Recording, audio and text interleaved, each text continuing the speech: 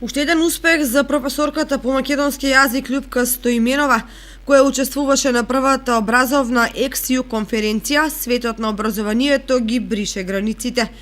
Во организација на Асоциацијата на најдобри ју наставници од сите поранешни југословенски земји, тие таму се запознаа со формалното образование и со неформалното образование, посетувајќи неколку училишта во државата.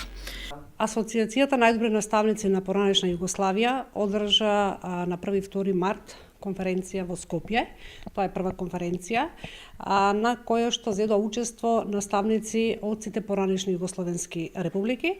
Тоа е од Република Македонија, Србија, од Хрватска, Црна Гора, Босна и Херцеговина и беа гости во Скопје.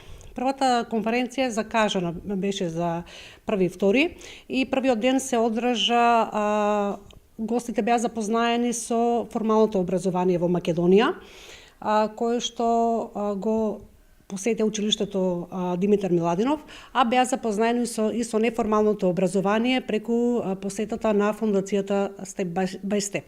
Покрај овие активности се спроведува и неколку работилници на повеќе теми поврзани со образовниот процес. Вториот ден се одржа конференција, на која што конференција се работеше во 4 работилници, односно имаше 4 предавања.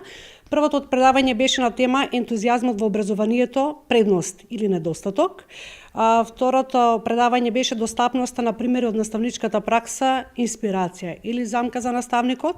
Лидерството во образованието во служба на наставничката професија беше третото предавање и четвртото предноста на умрежувањето на наставниците во иднина.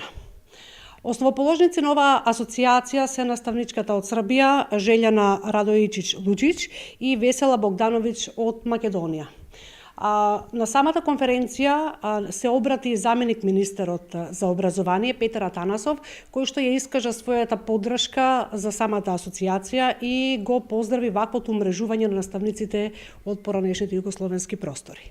На крајот од дводневната конференција сите учесници добија сертификати за учество.